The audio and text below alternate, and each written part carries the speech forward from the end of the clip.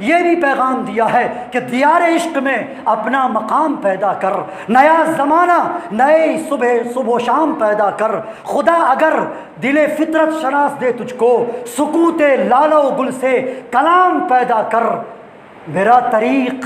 امیری نہیں فقیری ہے، خودی نہ بیچ غریبی میں نام پیدا کر۔ آج کا نوجوان یہ سمجھتا ہے کہ ہمارے پاس وسائل نہیں، ہمارے پاس طاقت اور قوت نہیں، ہمارے پاس مال و دولت نہیں، لیکن علامہ اقبال نے یہ کہا کہ مال و دولت بہت بڑی چیز نہیں ہے، ہمارا جوہر جو آشکار ہوا ہے پوری دنیا کے اندر، یہ تونگری سے نہیں بلکہ قلندری سے ہوا ہے، بے زری سے ہوا ہے۔ علامہ اقبال نے اسی حقیقت کا اظہار کرتے ہوئے ایک جگہ یہ بھی ارشاد فرمایا، اور علامہ اقبال نے اشعار میں یہ کہا کہ اگرچہ زر بھی ہے جہاں میں ہے قاضی الحاجات، جو فقر سے ہے میسر تونگری سے نہیں۔ اگر جواں ہو میری قوم کے جسور و غیور، اگر جواں ہو میری قوم کے جسور و غیور، قلندری میری کچھ سکندری سے نہیں۔ وہ فرما رہے ہیں، وہ کہہ رہے ہیں کہ اگر میری قوم کے نوجوان غیور ہو جائے، بہادر ہو جائے، ان کے اندر بے باکی آ جائے، ان کے اندر دلیری آ جائے، شجاعت آ جائے، شجاعت کا پیکر جمیل بن جائے، تو خدا کی قسم پھر قلندری میں بھی سکندری کا جو بادشاہ تھا سکندر، اس سے کم نہیں ہوگی۔ یہ فقیرانہ جو لباس ہوتا ہے، اس سے بڑا بڑا کام لیا جا سکتا ہے۔ علامہ اقبال نے پھر آگے یہ کہا ہے، زوال بندے مومن کا بے زری سے، سبب کچھ اور ہے جس کو تو خود سمجھتا ہے، سبب کچھ اور ہے جس کو تو خود سمجھتا ہے، زوال بندے مومن کا بے زری سے نہیں۔ وہ کہہ رہے ہیں کہ اگر بندے مومن زوال پذیر ہو گیا ہے، دنیا میں زوال کا شکار ہے، دنیا میں وہ ترقی نہیں کر رہا ہے، تو اس کا سبب یہ نہیں ہے کہ اس کے پاس مال و دولت نہیں ہے، اس کے پاس پیسے نہیں ہیں، اس کے پاس روپیہ نہیں ہے، یہ سبب نہیں ہے، سبب کچھ اور ہے جس کو تو خود سمجھ رہا ہے۔ وہ سبب یہ ہے کہ تمہارے دل کے اندر سے اسلامی اسپرٹ ختم ہو گئی ہے، تمہارے اندر سے روحانی قوت ختم ہو گئی ہے۔ اور آگے فرما رہے ہیں کہ میرا جوہر اگر جہاں میں آشکار ہوا، قلندری سے ہوا ہے تونگری سے نہیں۔ علامہ اقبال کے اس پیغام کو سوچنا چاہیے اور سمجھنا چاہیے۔ ہمارے نوجوان سے خطاب کر کے علامہ اقبال نے یہ بھی کہا تھا، کبھی اے نوجوان مسلم تدبر بھی کیا تو نے، کبھی اے نوجوان مسلم تدبر بھی کیا تو نے، وہ کیا گردو تھا تو جس کا ہے ایک ٹوٹا ہوا تارا۔ وہ ایک ستارہ جو آسمان پر چمک رہا ہوتا ہے، تو اسی آسمان کا ایک ٹوٹا ہوا تارا ہے جو چمک رہا ہے۔ اپنے اوقات کو پہچانو اور اپنے مقام و مرتبہ کو سے روشناس ہو جاؤ اور اٹھ کھڑے ہو جاؤ، اور اپنے معاشرے کو صالح بنا دو، اور صالح معاشرے کی تشکیل کے لیے دامے درمے قدبے سخرے ہر طرح کی امداد اور تعاون۔ یہ حقیقت ہے کہ کسی بھی قوم و ملت کے لیے ان کے نوجوان عظیم، قیمتی، بیش قیمت اثاثہ اور عظیم سرمایہ ہیں۔ جو قوم اپنے اس عظیم اور قیمتی اثاثہ اور سرمایہ کی حفاظت نہیں کرتی، خدا کی قسم وہ تباہ و برباد ہو جاتی ہے۔ یہ حقیقت ہے کہ جن قوموں کے نوجوان باہمت، باشعور، متحرک، پرجوش، پرعزم اور ولولہ سے بھرپور ہوتے ہیں، وہ قوم ترقی کے منازل طے کرتی ہوئی چلی جاتی ہے۔ وہ قوم بہت ہی بدنصیب ہوتی ہے جن کے نوجوان پست ہمت اور تغافل کے شکار ہو جاتے ہیں۔ اور اس میں بھی کوئی شک نہیں ہے کہ اس روئے زمین پر جتنے بھی انقلابی کارنامے اور واقعات انجام پذیر ہوئے ہیں، اس سرزمین پر جتنے بھی آپ نے انقلابی داستانیں سنی ہیں یا آپ نے دیکھی ہیں، ان کے پیچھے نوجوانوں کا کردار رہا ہے۔ نوجوانی کا جو زمانہ ہوتا ہے، اس زمانے میں اور اس عرصہ حیات میں ہمتیں جوان ہوتی ہیں، حوصلے بہت بلند ہوتے ہیں۔ یہی وجہ ہے کہ انبیاء اور رسل اور ان کے بعد ہمارے اسلاف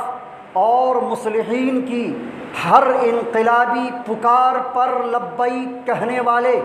نوجوان رہے ہیں،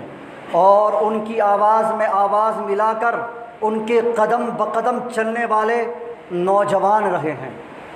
اور تاریخ اسلام میں بے شمار واقعات درج ہیں۔ قرآن کریم میں بھی اللہ تعالیٰ نے متعدد مقامات پر ایسے واقعات کو بیان کیا ہے۔ چنانچہ سورہ کہف، جس کو اکثر مسلمان جمعہ کے روز تلاوت کرتے ہیں اور تلاوت کرنا بھی چاہیے، کہ سورہ کہف کی ایک بڑی فضیلت ہے کہ جو مسلمان کسی جمعے کو سورہ کہف کی تلاوت کرتا ہے تو اس کے قدم سے لے کر آسمان کی بلندی تک نور کی بارش ہوتی ہے، اور ایک جمعہ سے آئندہ جمعہ تک اس کی حفاظت ہوتی ہے۔ یہ سورہ کہف کی فضیلت بیان کی گئی ہے۔ ہم مسلمانوں کو چاہیے، جو پڑھتے ہیں وہ بھی، جو نہیں پڑھتے ہیں ان کو خاص طور سے چاہیے کہ ہم سورہ کہف کی تلاوت کریں، اور اگر موقع ملے تو مسجد میں پہلے آ کر ترجمے کے ساتھ پڑھیں اور ترجمے کو سمجھیں، اس کہ سورہ کہف میں اللہ تعالیٰ نے کئی واقعات کو بیان کر دیا ہے، اور اس سورہ کہف میں چاہے انسانی زندگی کا کہ کوئی بھی انسان کسی بھی صورتحال سے گزر رہا ہو، کوئی بھی حالات واقعات اور رونما انجام پذیر ہو گئے ہوں، سورہ کہف میں وہ تمام حالات آپ کو مل جائیں گے۔ ایک واقعہ اللہ تعالیٰ نے قرآن کریم میں شروع ہی کے اندر بیان فرمایا ہے، وہ ہے اصحاب کہف کا، جس کے نام پر کہف سورت کا نام، پوری سورت کا نام رکھا گیا ہے اصحاب کہف کا۔ اصحاب کہف کون لوگ تھے؟ وہ فرماتے، اللہ تعالیٰ نے قرآن کریم میں ارشاد فرمایا کہ وہ چند نوجوان تھے جنہوں نے اپنی قوم اور اپنے بادشاہ ظالم و جابر بادشاہ دقیانوس کے خلاف کھڑے ہو گئے تھے۔ اذ اول الفتیۃ الی الکہف فقالوا ربنا آتنا من لدنک رحمۃ وہیئ لنا من امرنا رشدا۔ اور جب وہ نوجوان میلے میں گئے تو نوجوانوں نے ان کے ایک ایک کر کے ان کے دلوں میں یہ بات آئی کہ ہماری یہ قوم جو بت پرستی کر رہی ہے، ہمارا یہ بادشاہ جو بت پرستی کی دعوت دے رہا ہے، یہ غلط ہے، یہ کیا معاملہ ہو سکتا ہے؟ عقل میں آنے والی بات نہیں ہے کہ اپنے ہاتھ سے مورتی بنایا جائے، اپنے ہاتھ سے بت کو تراشا جائے اور پھر اسی کے سامنے سجدہ کیا جائے، اسی کے سامنے سر تسلیم خم کیا جائے، یہ عقل میں آنے والی بات نہیں ہے۔ چنانچہ اس میلے سے ایک نوجوان الگ ہو گیا اور جا کر دور ایک درخت کے نیچے بیٹھ گیا، پھر اسی طرح سے دوسرا نوجوان اس میلے سے الگ ہوا اور وہ بھی جا کر اسی درخت کے نیچے بیٹھ گیا، اسی طرح تیسرا نوجوان، چوتھا، پانچواں، چھٹا، ساتواں، 7 نوجوان وہاں جا کر بیٹھ گئے، ایک دوسرے سے ناواقف نہ آشنا ہے، لیکن وہ 7 نوجوان وہاں بیٹھے ہوئے ہیں۔ انہی میں سے ایک نوجوان نے کہا کہ بھائی بات کیا ہے کہ ہم اپنے قوم کے اس میلے میں شرکت کے لیے آئے ہوئے تھے، لیکن آخر ہم کیوں یہاں پر جمع ہو گئے ہیں؟ تو دوسرے نوجوان نے کہا بھائی بات یہ ہے کہ میرے دل میں ایک بات آ رہی ہے، اللہ تعالیٰ نے ان تمام نوجوانوں کو، ان کے تمام نوجوانوں کے قلوب کے اندر نور ایمان پیدا کر دیا تھا، عقیدہ توحید کو رچا بسا دیا تھا۔ ان تمام نوجوانوں نے یکسو ہو کر ان درخت کے نیچے جو جمع ہوئے تھے، ان نوجوانوں میں سے ایک نوجوان نے یہ کہا کہ اللہ کی طرف سے لگتا ہے مجھے، میرے دل میں یہ بات آئی ہے، عقیدہ توحید میرے دل میں پیوست ہو گیا ہے، یہ بات ہے کہ یہ ہماری قوم جو بت پرستی کر رہی ہے، بتوں کے سامنے سجدہ ریز ہو رہی ہے، یہ غلط ہے۔ دوسرے تیسرے نوجوان نے بھی اسی طرح کے عقیدے کا اظہار کیا اور کہا کہ ہم سب کے سب متحد الخیال ہیں۔ چنانچہ ان تمام نوجوانوں نے بستی سے الگ اپنی ایک بستی بسائی، الگ ہو گئے، وہیں پر اپنے مذہب کی اور اپنے عقیدے کے مطابق عبادت کرنی شروع کر دی، خدا کی پرستش کرنی شروع کر دی۔ جستا جستا اور رفتہ رفتہ یہ خبر بادشاہ کو پہنچا، دقیانوس بادشاہ تھا، دقیانوس بادشاہ کو جب خبر پہنچا اس نے بلوا بھیجا ان نوجوانوں کو۔ وہ نوجوان جب آئے تو پوچھا کہ تمہارا کیا معاملہ ہے، تمہیں اتنی جرأت کیسے ہو گئی، تمہارے اندر بے باکی کیسے آ گئی کہ تم نے ہمارے دین سے انحراف کیا، تم نے اپنی قوم سے انحراف کیا، تم نے اپنے آباء و اجداد کے دین سے انحراف کیا، تمہارے اندر یہ جرأت کیسے ہو سکتی ہے؟ ان نوجوانوں نے اللہ تعالیٰ نے قرآن کریم میں ارشاد فرمایا وَرَبَطْنَا عَلَىٰ قُلُوبِهِمْ إِذْ قَامُوا فَقَالُوا رَبُّنَا رَبُّ السَّمَاوَاتِ وَالْأَرْضِ۔ اللہ تعالیٰ نے ان کے دلوں کو مضبوط کر دیا، ان کے دلوں میں ہمت پیدا کر دی، ان کے دلوں میں جرأت پیدا کر دی، اللہ تعالیٰ نے ان کے دلوں میں ایک طرح کی قوت پیدا کر دی، اور ان نوجوانوں نے بیک زبان ہو کر یہ کہا کہ ہمارا پروردگار تو وہ پروردگار ہے جو آسمان و زمین کا پروردگار ہے، ہمارا پروردگار وہ ہے جو سورج کو مشرق سے طلوع کرتا ہے مغرب میں ڈباتا ہے، ہمارا پروردگار وہ ہے جو خالق کائنات ہے، جو ہم کو پیدا کیا، تم کو پیدا کیا، ساری کائنات کو پیدا کیا ہے۔ اللہ اس بادشاہ کو، وہ دقیانوس بادشاہ یہ جواب سن کر حیران رہ جاتا ہے، کہتا ہے کہ تم نوجوان ہو، ہم تم کو قتل کرنا نہیں چاہتے ہیں، تمہیں آخری موقع دینا چاہتے ہیں، ہم یہ چاہتے ہیں کہ تمہاری جوانی برباد نہ ہو جائے، تمہاری جوانی ضائع نہ ہو جائے، جاؤ تم کچھ دیر کے لیے اپنے اس نظریے پر نظر ثانی کر لو، اپنی سوچ کو بدل لو، اپنے خیال کو بدل لو، اپنی تھیوری کو بدل لو۔ چنانچہ وہ نوجوان وہاں سے موقع پا کر نکلتے ہیں اور راہ فرار اختیار کر لیتے ہیں اور جا کر کے ایک غار میں پناہ گزی ہو جاتے ہیں۔ اللہ تعالیٰ 300 سال تک اس غار میں رکھتے ہیں، وہ پورا واقعہ وہاں موجود ہے۔ میں بتانا یہ چاہ رہا تھا کہ اللہ تعالیٰ نے ان چند نوجوانوں کا قرآن کریم میں تذکرہ کیا ہے کہ جو نوجوان انقلابی نوجوان تھا اور ان کے اندر جو لہو تھا وہ گرم تھا، ان کے اندر جو جوش و ولولہ تھا وہ پرجوش تھا، اس لیے انہوں نے بادشاہ کے سامنے، ظالم و جابر بادشاہ جو ہے، کلمۃ حق افضل الجہاد کلمۃ حق عند سلطان جائر، سب سے افضل جہاد جو ہوتا ہے وہ یہ ہوتا ہے کہ وہ کسی سلطان کے اور بادشاہ کے سامنے حق بات کہہ دے۔ جو ظالم و جابر بادشاہ ہو اس کے سامنے اگر حق بات کہہ دیتا ہے کوئی انسان تو یہ سب سے افضل جہاد ہے۔ اس نے اس جہاد کے علم کو بلند کیا اور ان نوجوانوں نے اس طرح سے اپنے عقیدے کا کھل کر اظہار کیا۔ آج کا ہمارا یہ نوجوان اپنے عقیدے کی دور کی بات، اپنے عقیدے پر جمنے کے دور کی بات، استقامت تو دور کی بات، اپنے گرد و پیش کے ماحول سے متاثر ہو کر اور مغربی تہذیب سے متاثر ہو کر، مغربی تہذیب اور کلچر اور تمدن سے اور ان کی ثقافت سے متاثر ہو کر انہی کے رنگ میں رنگ کر اور پھر اپنے دین کا اور اپنے ایمان کا، اپنے مذہب کا اور اپنے اسلام کا بیڑا غرق کر رہے ہیں۔ چاہے وہ مسلمان نوجوان لڑکا ہو یا لڑکی ہو، اپنے دین تک ہاتھ دھو بیٹھتے ہیں، اور انہیں دیکھنا چاہیے کہ اللہ تبارک و تعالیٰ نے جو اصحاب کہف کا تذکرہ کیا ہے ان کے اندر کتنی جرأت و بے باکی تھی۔ اور پھر اسی طرح آگے آئیے، اللہ تعالیٰ نے موسیٰ علیہ السلام کا تذکرہ کیا ہے۔ موسیٰ علیہ السلام کی آواز پر لبیک کہنے والا وہ نوجوان تھا جو انہی کے خاندان کا تھا۔ فما آمن لموسیٰ الا ذریۃ من قومہ، موسیٰ علیہ السلام پر ایمان نہیں لائے مگر انہی کے قوم کے چند نوجوان تھے جو ایمان لے آئے تھے فرعون کے ڈر سے، اور پھر ان کی آواز میں آواز ملا کر، ان کے قدم سے قدم ملا کر، ان کے شانے سے شانہ ملا کر ان کی دعوت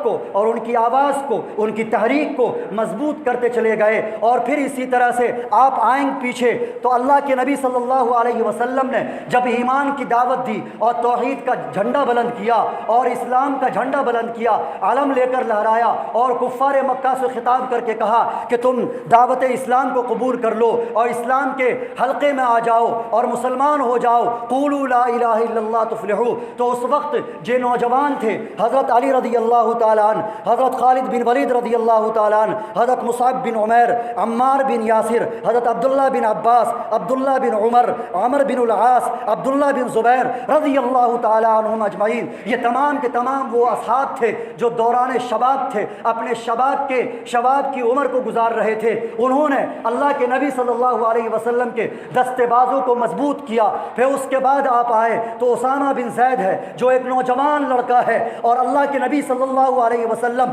ان کی جرأت کو دیکھ کر، ان کی بے باکی کو دیکھ کر، ان کی سپہ سالاری کو دیکھ کر اور ان کے اندر ہمت اور طاقت کو دیکھ کر انہیں جنگ موتا کے لشکر کا امیر بنا دیتے ہیں، اور وہ لشکر لے کر جاتے ہیں، امیر بن کر جاتے ہیں، جن میں ابو بکر صدیق بھی ہوتے ہیں، جن میں عمر فاروق بھی ہوتے ہیں، جن میں حضرت علی بھی ہوتے ہیں، بڑے بڑے اکابر صحابہ بھی ہوتے ہیں، اور اسامہ بن زید اس لشکر کے امیر ہوتے ہیں۔ آج کا نوجوان انہیں چاہیے کہ دیکھے کہ ہمارا آئیڈیل اور نمونہ گلگٹس نہیں ہے، ہمارا آئیڈیل نمونہ سلمان خان نہیں ہے، ہمارا آئیڈیل اور نمونہ عامر خان نہیں ہو سکتا ہے، ہمارا نمونہ اسامہ بن زید ہے، ہمارا نمونہ طارق بن زیاد ہے، ہمارا نمونہ موسیٰ بن نصیر ہے، ہمارا نمونہ محمد الفاتح ہے، ہمارا نمونہ صلاح الدین ایوبی ہے، ہمارا نمونہ محمد بن قاسم ہے، جس نے 17 سال کی عمر میں سندھ پر حملہ کیا، اور سندھ پر حملہ کرنے کے بعد ہندوستان کے اندر انہوں نے اسلام کے جھنڈے کو بلند کیا۔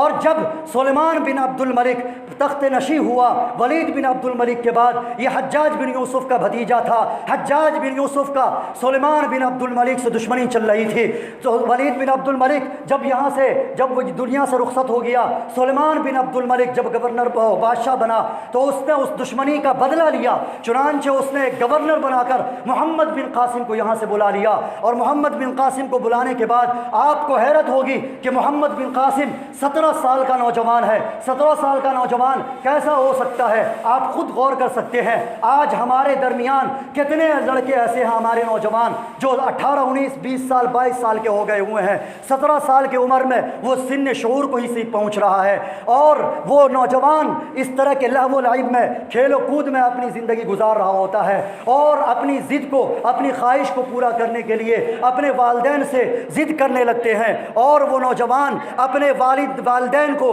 نہ جانے کیسی کیسی باتیں کہہ دیتے ہیں اپنی خواہش کی تکمیل کے لیے۔ لیکن اے نوجوانوں، آؤ دیکھو کہ تمہارا آئیڈیل محمد بن قاسم ہے، جو 17 سال کی عمر میں سندھ پر حملہ کرتا ہے، اور جب یہاں سے جب جانے لگتا ہے تو ہندوؤں کے جو لوگ ہوتے ہیں، بدھسٹ کے جو لوگ ہوتے ہیں، انہوں نے ان کو اپنا مسیحا بنا رکھا ہوتا ہے، وہ مسیحا جب جانے لگتا ہے سلیمان بن عبد الملک کے فرمان کے مطابق ان کو قید کر کے لے جایا جاتا ہے، تو پھر یہی ہندو لوگ اور یہی بدھسٹ لوگ ان کے مجسمے کو بنا کر چوکوں پر، چوراہوں پر، گلیوں میں، اپنے گھروں میں رکھتے ہیں، اور ان کے سامنے ہاتھ جوڑ کر کھڑے ہو جاتے ہیں کہ اے مسیحا تم کہاں چلے گئے، اے مسیحا وقت تم کہاں چلے گئے، ہمارا مداوع کون کرے گا، ہمارا علاج کون کرے گا۔ وہ ایسا نوجوان تھا جو خوش اخلاق تھا، با کردار تھا، با حیا تھا، با شرم تھا، اخلاق و کردار کا پیکر تھا، حسن جمیل کا پیکر تھا، اور وہ نوجوان جب یہاں سے جاتا ہے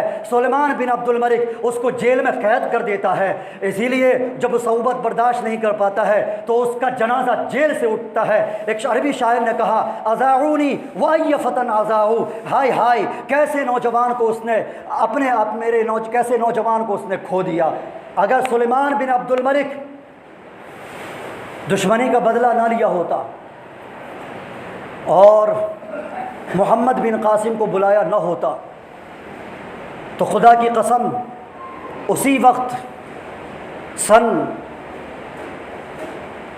90 کے ہجری کے دہائی میں، چونکہ 135 میں خلافت بنو عباسیہ کا قیام عمل میں آیا ہے، اس سے پہلے سلیمان بن عبد الملک ہے، تو سن 100 ہجری کے قریب میں ہی پورے ہندوستان میں اسلام کا جھنڈا لہرا رہا ہوتا، اور آج پورے بر صغیر، ہند و پاک، نیپال، بنگلہ دیش، سری لنکا، ان تمام میں مسلمان اپنی مضبوط پوزیشن میں ہوتے، لیکن ہائے افسوس کہ سلیمان بن عبد الملک نے ذاتی دشمنی کے چکر میں، بدلہ لینے کے چکر میں کتنا بڑا نقصان کر گیا۔ لیکن نوجوانوں، تمہیں یہ بات میں بتانا چاہتا ہوں کہ تمہارا آئیڈیل و نمونہ محمد الفاتح ہے، جس نے 21 سال کی عمر میں، زیادہ نہیں کان کھول کر سوئے، 21 سال کی عمر میں قسطنطنیہ کو فتح کیا ہے۔ قسطنطنیہ جو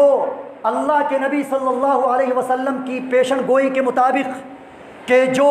قسطنطنیہ کو فتح کرے گا جنت کی بشارت اللہ کے نبی نے اس کے بارے میں دی ہے۔ قسطنطنیہ جو عیسائی اور مسیحیت کی دنیا تھی، اور بہت مضبوط دنیا تھی اس کی، اور بہت سپر پاور طاقت سمجھی جاتی تھی، اس پر بہت سارے لوگوں نے، چونکہ اللہ کے نبی صلی اللہ علیہ وسلم نے جنت کی بشارت دی تھی کہ جو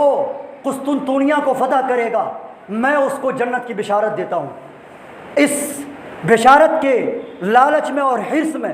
بہت سارے لوگوں نے، بہت سارے بادشاہوں نے، بہت سارے گورنروں نے قسطنطنیہ پر حملہ کیا تھا، لیکن کسی کو کامیابی نہیں مل سکی۔ محمد الفاتح، جس کو محمد ثانی بھی کہا جاتا ہے، 21 سال کی عمر میں قسطنطنیہ پر فتح کرتا ہے اور اپنی وہ دور اندیشی اور اپنی مہارت جرنیلزی اور مہارت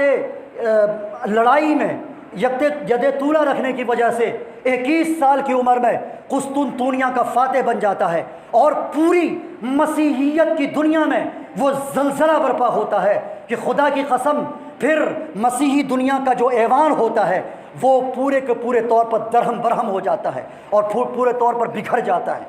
میرے نوجوانوں، تمہارا آئیڈیل اور نمونہ طارق بن زیاد ہے، جس نے صرف 40 سال کی عمر میں یورپی ممالک میں اسلامی حکومت کا آغاز کیا تھا۔ اسلامی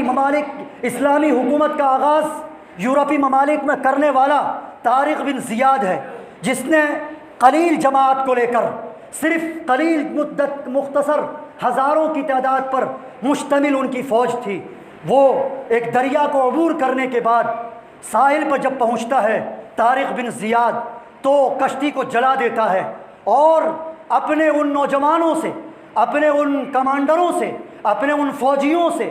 اور اپنے ان لڑائی کرنے والے بھائیوں سے اور مجاہدین سے خطاب کرتا ہے، اور خطاب کر کے اور اپنے تقریر کے ذریعے اور اپنے پرجوش خطاب کے ذریعے سے اور اپنے بیانات کے ذریعے سے یہ کہتا ہے کہ نوجوانوں اور اے مجاہدین اسلام، اور سنو کہ تمہارے پیچھے یہ دریا ہے، ہم نے کشتی کو جلا دیا ہے، تمہارے آگے دشمن کا لشکر ہے اور تم بیچ میں ایسے ہو جیسے کہ ایک جزیرے میں بند کر دیے گئے ہو، تمہارے پاس رسد کا کوئی سامان نہیں ہے، تمہارے پاس رسد صرف ایک تلوار ہے، تمہارے دشمن کے ہاتھ میں تمہارا رسد ہے، تم کو ان دشمنوں سے مقابلہ کرنا ہے، اور دشمنوں سے مقابلہ کرنے کے بعد ان سے چھین کر تمہیں ان خوراک کو حاصل کرنا ہے اور اپنے لیے غذا مہیا کرنا ہے۔ چنانچہ وہ اپنے پرجوش تقریر کے ذریعے سے اور اپنے پرجوش خطاب کے ذریعے سے وہ 1,00,000 لشکر سے ٹکرا جاتا ہے، چند ہزار جماعت کے لو کر کے،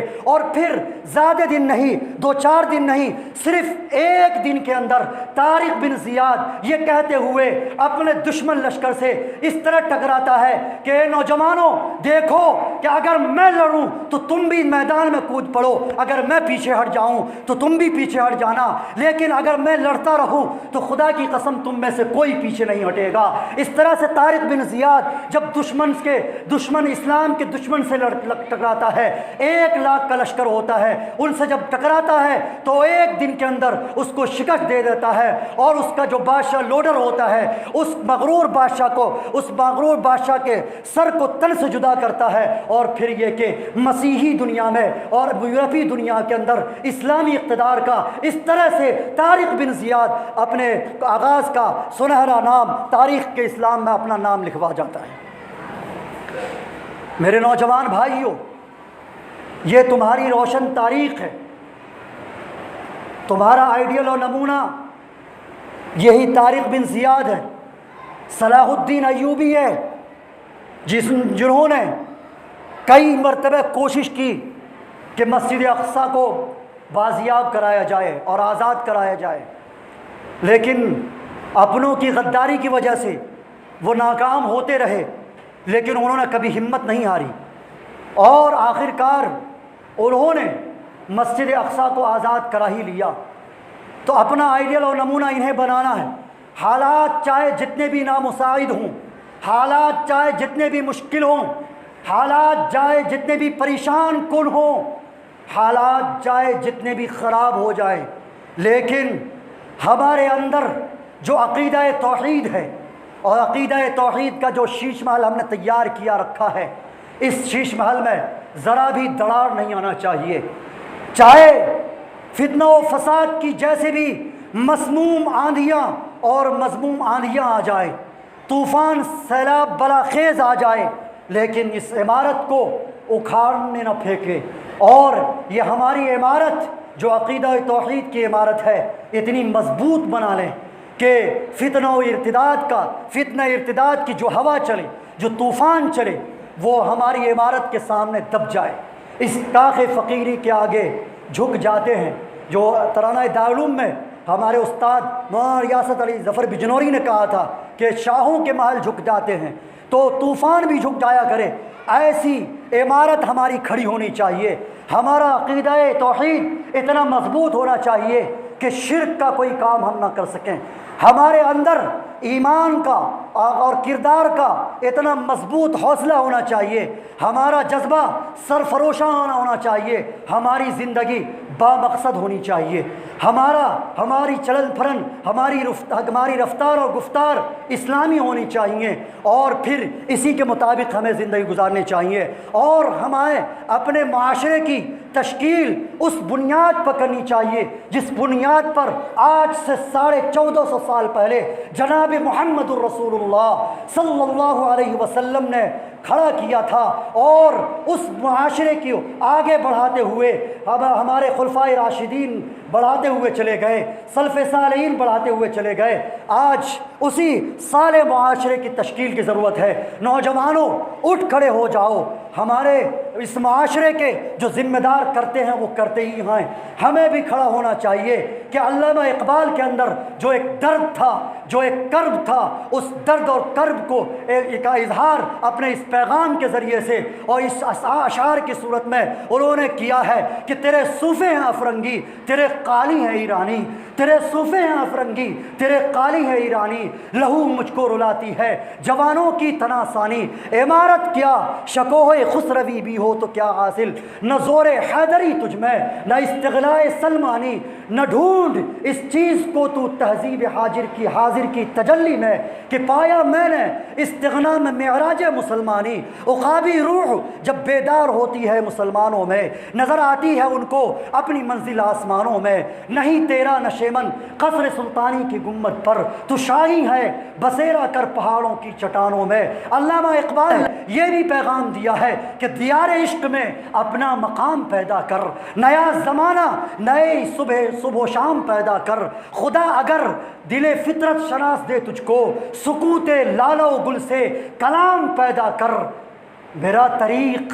امیری نہیں فقیری ہے، خودی نہ بیچ غریبی میں نام پیدا کر۔ آج کا نوجوان یہ سمجھتا ہے کہ ہمارے پاس وسائل نہیں، ہمارے پاس طاقت اور قوت نہیں، ہمارے پاس مال و دولت نہیں، لیکن علامہ اقبال نے یہ کہا کہ مال و دولت بہت بڑی چیز نہیں ہے، ہمارا جوہر جو آشکار ہوا ہے پوری دنیا کے اندر یہ تونگری سے نہیں بلکہ قلندری سے ہوا ہے، بے زری سے ہوا ہے۔ علامہ اقبال نے اسی حقیقت کا اظہار کرتے ہوئے ایک جگہ یہ بھی ارشاد فرمایا، اور علامہ اقبال نے اشعار میں یہ کہا کہ اگرچہ زر بھی جہاں میں ہے قاضی الحاجات، جو فقر سے ہے میسر تونگری سے نہیں، اگر جواں ہو میری قوم کے جسور و غیور، اگر جواں ہو میری قوم کے جسور و غیور، قلندری میری کچھ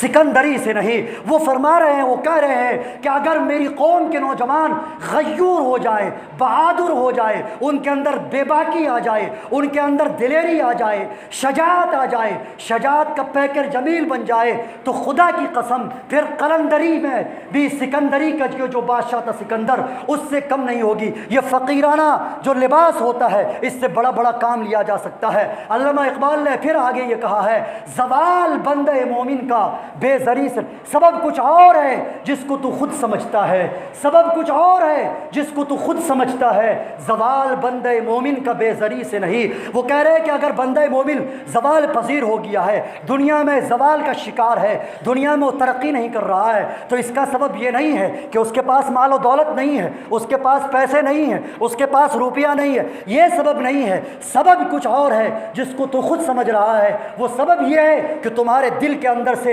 اسلامی اسپرٹ ختم ہو گئی ہے، تمہارے اندر سے روحانی قوت ختم ہو گئی ہے۔ اور آگے فرما رہے ہیں کہ میرا جوہر اگر جہاں میں آشکار ہوا،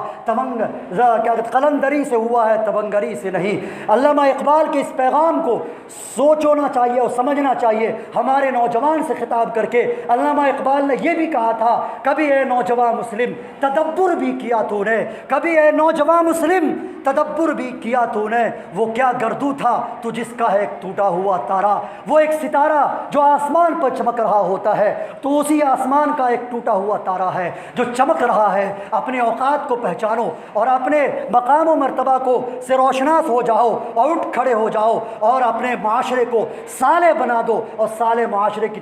تشکیل کے لیے دامے درمے قدبے سخرے ہر طرح کی امداد اور تعاون کرو۔ اور کم سے کم اتنا کر لو، اگر ہمارے اندر وہ جذبہ پیدار نہیں ہوتا تو کم سے کم علماء کی صحبت اختیار کر لو، اچھے لوگوں کی صحبت اختیار کر لو۔ جس طرح سے اصحاب کہف کا کتا اصحاب کہف کی صحبت اختیار کرتا ہے اور اللہ تعالیٰ اس کی صحبت کی اختیار کرنے کی وجہ سے اس کو قرآن کریم میں اس کتے کا تذکرہ کرتے ہیں، اور روایت کے اندر آتا ہے کہ جس طرح سے اصحاب کہف جنت میں جائیں گے اسی طرح سے اس کا کتا بھی جنت میں جائے گا۔ میں پوری ضمانت کے ساتھ، پوری گارنٹی کے ساتھ یہ بات کہہ رہا ہوں کہ اگر ہمارے نوجوان اگر کچھ نہ کرے، صرف علماء کی صحبت اور اچھوں کی صحبت اختیار کر لیں، خدا کی قسم ان کی زندگی بھی کامیاب، اس کی آخرت بھی کامیاب۔ اس لیے ہمارے نوجوانوں سے گزارش اور اپیل یہی ہے کہ اپنے مقام و مرتبہ کو، اپنے اوقات کو پہچاننا چاہیے، اور ہمارا آئیڈیل اور نمونہ کیا ہونا چاہیے، ان آئیڈیل اور نمونہ کو اپنانے کی ضرورت ہے۔ اللہ تعالیٰ سے دعا ہے کہ اللہ تعالیٰ ہم سب کو کہنے سننے سے زیادہ عمل کی توفیق عطا فرمائے، ہمارے نوجوانوں کو صالح معاشرہ کی تشکیل کے لیے اٹھ کھڑے ہونے کی توفیق عطا فرمائے۔ آمین۔ وآخر دعوانا الحمدللہ رب العالمین۔